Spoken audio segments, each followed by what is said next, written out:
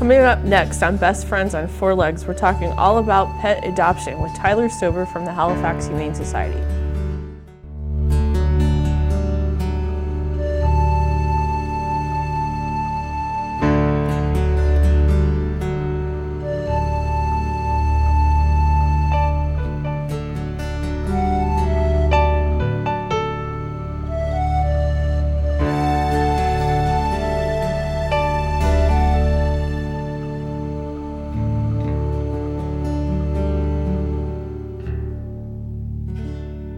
Welcome to another edition of Best Friends on Four Legs. My name is Wendy Jackson and I'm the Community Information Specialist here at the City of Deltona. And once again, I have Tyler Stover, the Community Outreach Director for the Halifax Humane Society, here with me today. And today, Tyler, we're going to talk all about adopting a pet, correct? Yes. So tell me a little bit about Halifax Humane Society and what your role is in the community and what you do for the City of Deltona. Sure. At Halifax Humane Society, we are one of the largest shelters in the entire state of Florida, and we're an open admission shelter, which means we take in all animals, regardless of their breed, their age, their temperament. They can all come to the shelter, and we will always try to find them a home. Our role here in Volusia County is that we act as the shelter for most of the cities throughout the county. So City of Deltona is one of the cities that contracts with us, and their animal control unit, any stray animals they find, if any residents find animals, lost pets, they would come to our shelter and we will try to reunite them with their owner or find a new home for them. We've been trying here lately to see if we can use social media to find their owner before they make the trip to Halifax, which is across the county from us. Like in the afternoon usually is when they make the run. But we appreciate your service, and we know that a lot of times there's a good chance that the pet owner can still find their pet once they're at Halifax. Yes. Tell me a bit about the intake process, like when a dog from Deltona or a cat from Deltona goes to Halifax, what happens? So when animals are lost or picked up as stray, like you said, Deltona and some of our cities in the area will now try to make an effort to reunite them before bringing them to the shelter. If that doesn't work, they come to the shelter. They would be seen by our intake team. If we don't have any records with the incoming animal, then we would provide them with a quick medical exam, their vaccinations, just make sure there's no immediate issue with the animal, any health issues that need to be taken care of immediately. As long as they appear to be healthy, there's no major issues, they would go into the intake area. Whenever an animal comes to the shelter, we will take a picture of them, and then we have a lost and stray page that works kind of like how some of the cities are using Twitter and Facebook. You can also go to our website, and about 90% of the animals will go onto that page when they arrive. Once they're taken into the facility officially, then eventually they would be seen by a veterinarian on their regular rounds, but unless there's a pressing issue, it's just a basic exam when they first come in. I've heard from our officers, especially with cats, that it's extremely difficult to see if we can scan them for a microchip. But I know that that's one of the things that the vets do when they see an animal that comes to Halifax, right? Yes, any animal that comes into the shelter, we will check and double check for a microchip. And hopefully we find one and we can reunite.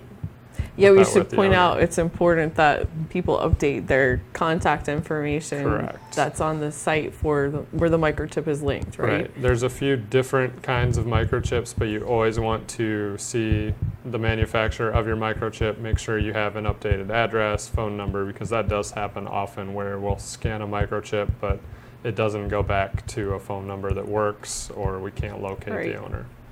Tell me a little bit about my first visit to Halifax if I'm looking to adopt, or maybe should I check out your website first, or what would you recommend? You can really go either way. Some people have a certain type of pet in mind, or maybe a certain breed of dog, and they might want to just take a look at the website first to see if there's an animal they're interested in. And they can do that because our website has a live database of adoptable pets. So as soon as a pet enters the adoption area, is placed up for adoption, it goes on the website, and then it will stay on the website until it is adopted, or if it has a medical issue and we have to pull it out of adoption, it might come off the website. But any pet on the page means that they're up for adoption. So that's a good place to start looking, and you can see the different types of pets we have. Sometimes we have rabbits and ferrets and birds and things that you don't always see. So if you're looking for an animal like that, it's a good way to check if you don't want to drive all the way to the shelter. You even have a live puppy cam, right? Haven't I seen? We do, yes. We have one kennel specifically that's the puppy cam. It's not always a puppy. Sometimes it's just a featured dog. Right. But that's kind of a cool way for a certain animal to get a little extra exposure. Your kids like watching it and that kind of thing too. Absolutely. On the puppy cam. So once people come to the shelter, there's some additional tools there that can help them find a pet. If you're not locked into a certain breed of animal or a certain age or certain color, it's a good way to find the right pet for you.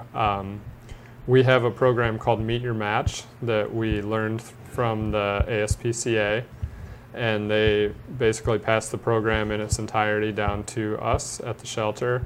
And it works as a way of matching your personality and your lifestyle to a pet that's a good fit, so that you're not just saying, I had a beagle when I was a child, I like beagles, so I'm going to get a beagle. Not all beagles are the same. Right. You might not have a good experience that way. It's kind of a bit about like if your lifestyle is active versus sedentary, or right. you have a noisy household or a quiet household, that Exactly. kind of thing too, right? There's very basic questions. It only takes about 2 or 3 minutes to fill out the survey, and it will ask you things like, is your home more like a nightclub or more like a library? Mm-hmm. How many hours a day are you away from home? How active are you? Things like that, to kind of get a feel for your lifestyle. And then each pet goes through an assessment as they're going up for adoption that helps us understand what kind of activity level they're comfortable with, how social they are, and what kind of home is the best fit for them. So each pet and each person is classified as either a green, a purple, or an orange. You're not required to pick a pet that's the same color as what you got, but it's just there to help you and kind of guide you as you're looking for pets that's shown to be a better match to go that way. There are some fees when you're adopting from Halifax. Tell me a bit about what they cover. Yes, our standard adoption fees are very low. For most of our dogs, it is $70 to adopt, and most cats are $50. There are a few that are higher, and then there are a few that are also lower. Sometimes you'll see your senior pets or pets that have been there a while and aren't getting adopted. They'll have a lower fee. It can be as low as $35.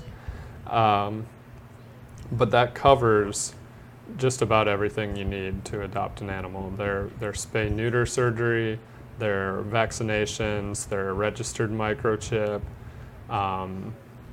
You receive a free health check at a participating veterinarian, and that covers several throughout the county.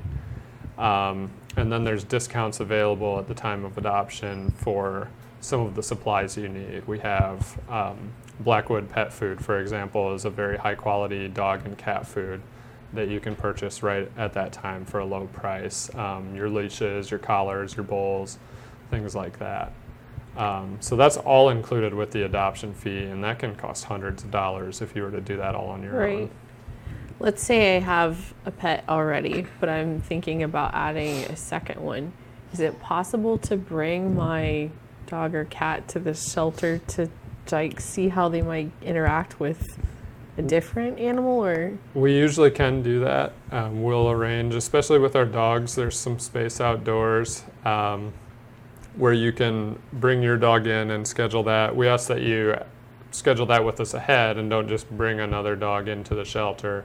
But we will allow that time to see how the dogs interact together, if they get along, and most of them will, but it's a good way to see how they react before just putting them in a home together.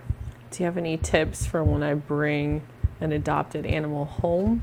Not knowing the circumstances necessarily where they come from, but do you have any help for us? So if this is your only pet, it's mostly just about keeping them comfortable in their new environment and easing them into things. So for a cat, for example, you want to kind of give them a small area to start with. Don't just put them in a house to let them roam through the entire house. You might just kind of set them aside where one of the bathrooms or one of the bedrooms is kind of their space, and you give them some time alone in there, set them up with the litter box, some toys, and just let them slowly gain that comfort level in their new surroundings. And then as they start to relax and adjust, then you can start to open up more of the home to them. Same thing with a dog. You just want to not do anything too fast.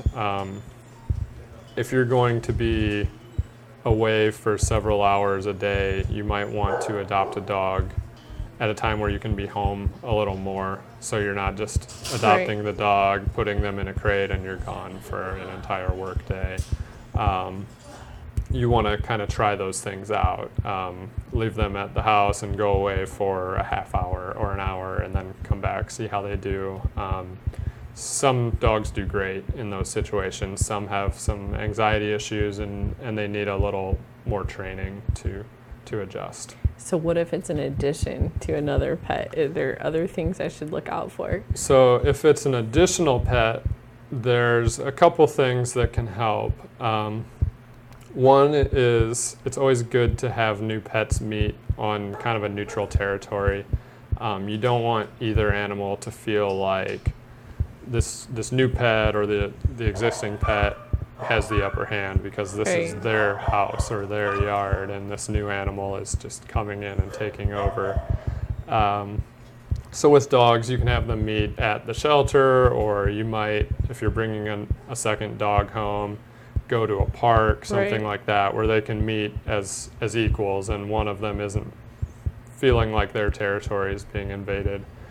With cats, it's kind of similar to if it's the only cat. You'll kind of set aside space for each cat and keep them separated at first, keep them closed in their own room. One good way to help them adjust is to maybe take an item that smells like the other pet and put that in with the new pet. So they know the smell, they start to adjust to that, and then just slowly give them time to interact with each other, but don't force it. And as they get used to each other, you can usually allow them to. Do you ever have times when it doesn't work out and like you have to accept them back at the shelter? How does that? It happens.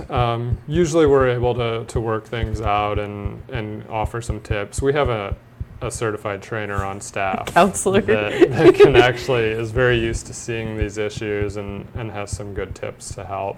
But sometimes it just doesn't work, and in those cases we'll take the animal back and look for a different home for them. Are there certain breeds or color maybe that of animals that have any stigmatism with them about, I don't know, we want to shy away from black cats, but what's the... In the fall especially, you'll start to hear things about black cats, and are they bad luck? Or you hear about the history of them with Halloween, and there's always the stories you hear about cults and people using them for witchcraft and things like that. And it used to actually be where many shelters would not even allow black cats to be adopted near Halloween. Most of that is urban legend. We haven't really found any certified stories where this is actually happening. Do you feel like you struggle to adopt out black cats? I mean, There's kind of mixed data on it. You'll see numbers that will tell you that black cats or black dogs have a more difficult time being adopted, but some of that is just that there are more black cats and black dogs in general than other colors of pets. As far as their rate of being adopted, it usually comes out to be pretty similar. You'll walk through a shelter and you'll see more black cats, more black dogs, but there's also more black dogs and cats coming into a shelter. Right. But when they're at a shelter, there have been issues where people have said that the pictures don't come out as well with black pets, or sometimes they're not as visible in the kennels. So we always try to do whatever we can. We have some very good volunteer photographers that are great at really getting a great look at a black pet's face and make them look very adoptable and happy. And then anything we can do to keep the kennels well lit and keep the black pets in areas where they're not hidden back in a corner and you can't see them. So that's the biggest thing, is just to keep them visible and give them the same attention that the other animals are getting. But they're not bad luck, right? I mean... No. Most of that is really just myths and things that have been passed down, but there's not rituals going on or witchcraft. There's no reason that we've ever seen to not put black pets up for adoption around the holidays or anything like that. We don't ever want to take an opportunity away from these pets of getting adopted. Let me ask you, we have obviously Halloween coming up. Mm-hmm. Do you dress up your dog in a costume, or is that a no-no? What's the... You can. It's pretty simple. The thing you really just want to avoid is you don't want to have any costume that will cover their eyes, nose, ears, mouth. As long as their head basically is not obstructed and they're comfortable, then it's fine for them to wear costumes. It's a good idea before taking them out in a parade or taking them out trick-or-treating or whatever you're going to do to try it at home and make sure that they don't hate the costume and start tearing it off or anything like that. And that way you know that maybe they do need a few minutes to get adjusted to the costume before they're expected to go walk around with it on for a long period of time. But as long as the pet seems comfortable, it's totally fine for them to be in a costume. If it's a pet that doesn't like the costume and they won't keep it on, you might just have like a festive bandana or collar or something simple. Let me ask you, maybe you're not an expert on this, but I've heard a couple different things about chocolate, especially, with holidays coming up. Like, are there forms of chocolate that are poisonous or bad for dogs, or chocolate in general, or? All chocolate in general is bad for pets. Some are worse than others. Usually your darker chocolate has more of the specific chemical that's toxic to animals and especially to dogs. An amount of dark chocolate, you might have a dark chocolate bar where 2 or 3 ounces could be fatal to a dog, whereas a milk chocolate bar, it might be more like a couple pounds. But it's definitely something you don't ever want to give them any chocolate. In very small amounts, if it's not dark chocolate, you probably won't see any major issues. They might be sick to their stomach or something like that. But if they get any chocolate, you want to keep an eye on them and make sure they're not showing signs of illness.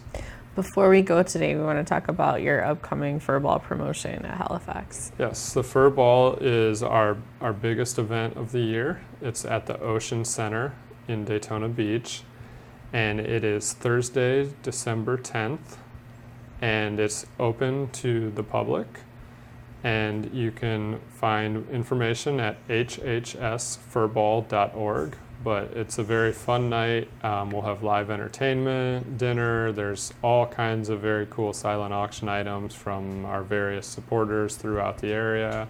There's live auction items. And then the big theme of the night is it's a chocolate themed event, and we always have a chocolate lounge. And you'll go through and you'll see just the most amazing desserts from some of our different vendors and restaurants throughout the area. Wow. And they really put on a great show. So is this like a formal black tie event, or? It's, yeah, we would probably call it a formal event. And it's just a lot of fun. Don't bring your pets. Unfortunately, this one is not a pet-friendly event, but it's a good time to be with other animal lovers, and it's for a great cause to help the animals in our community. One more thing about adoption. If anybody has any questions about the process, they can just call you guys, right? And you'll walk them through it? Yes, they can go to our website, halifaxhumanesociety.org. They can visit us on Facebook, or they can call us 386-274-4703. Any of those methods, you can find out more about the organization, more about adopting, and just any questions you have. Cool. Well, thanks, Tyler, for joining us today. Again, this is Tyler Stover. He's from Halifax Humane Society, and he always comes and sits with us and talks to us about things regarding our pets. So we appreciate you coming. Thank you. And I'm Wendy Jackson for the City of Deltona, and thanks for watching another edition of Best Friends with Four Legs.